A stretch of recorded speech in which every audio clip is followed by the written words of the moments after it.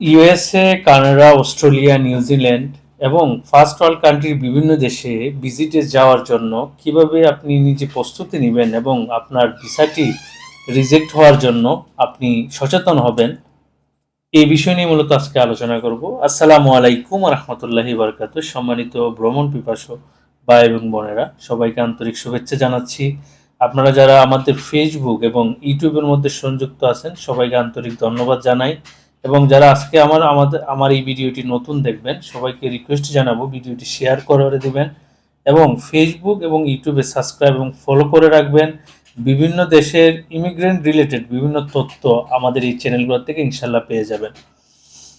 তো আপনারা যারা ফার্স্ট ওয়ার্ল্ড কান্ট্রিগুলোতে ভিজিটে যেতে চান, তো আপনারা সচরাচর না বুঝে আমাদের এজেন্সির কথার মাধ্যমে আপনারা বিভিন্ন দেশের জন্য ট্রাই করেন, আপনার কোনো প্রস্তুতি থাকে না এবং আপনার কোনো একটা ভিজিটের যেই ক্রাইটেরিয়া দরকার এগুলো ফিল আপ না করে আপনি আবেদন করে ফেলতেছেন, যার জন্য আপনার ভিসাটা রিজেক্ট অথবা রিফিউজ হয়ে যাচ্ছে, যার কারণে আপনার সময় এবং অর্থ সবই কিন্তু নষ্ট হচ্ছে।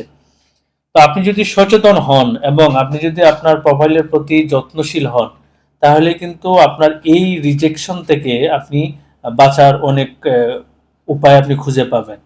তো কিভাবে আসলে আপনি প্রস্তুতি নেবেন, আমি যদি প্রথমেই বলি, আপনি যখন কোনো ফার্স্ট ওয়ার্ল্ড কান্ট্রিতে ভিজিটের বিষয়টা আপনার মাথায় নেবেন, প্রথমে যে কাজটা করবেন, আপনি আপনার ফাইন্যান্সিয়াল এভিডেন্সগুলা ঠিক করবেন।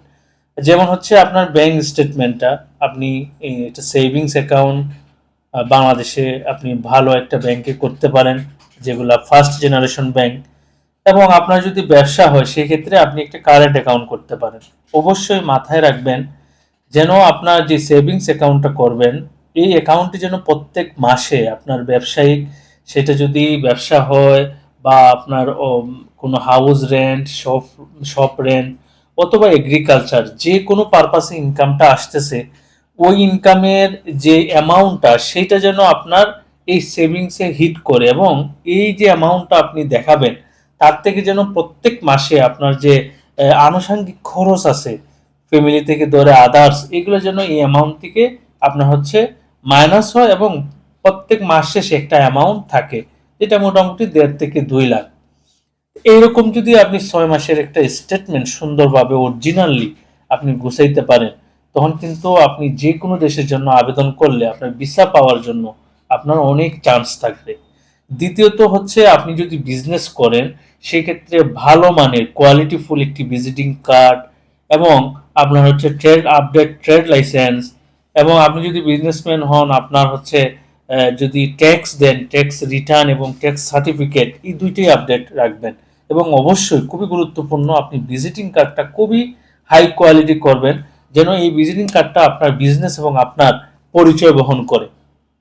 তাছাড়া আপনার এই যে দুইটা বিষয়, এটা একটা ভিসা পাওয়ার জন্য খুবই খুবই গুরুত্বপূর্ণ। এবং আপনি যদি আপনার কাছে পর্যাপ্ত পরিমাণ ফান্ডস থাকে, সেক্ষেত্রে আপনি ভিজিট করতে পারেন।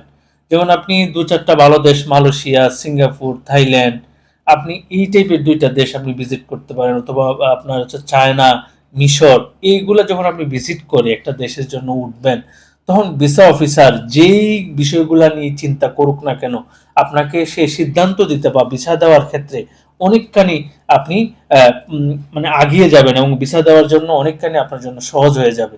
তো আপনারা যারা ফার্স্ট ওয়ার্ল্ড কান্ট্রি সহ বিভিন্ন দেশের ভিজিট ভিসা প্রসেসিং করতে চান, আমরা শুধুমাত্র প্রসেসিং ফি নিয়ে বিভিন্ন দেশের ভিসা প্রসেসিং করে থাকি। আমাদের এসকে ভিসা এক্সপ্রেস অ্যান্ড ট্রাভেলসের রুজভিউ 2য় তলায় 202 নাম্বার শপে চলে আসতে পারেন এবং বিভিন্ন ইমিগ্রেশন রিলেটেড তথ্য এবং ভিজিট ভিসার যে পরামর্শ বা প্রসেসিং আমাদের মাধ্যমে করাই নিতে পারেন। সবাই ভালো থাকবেন এবং সুস্থ থাকবেন। আজকের মতো ভিডিও থেকে বিদায় নিচ্ছি। আসসালামু আলাইকুম রহমতুল্লাহি বারাকাতুহু।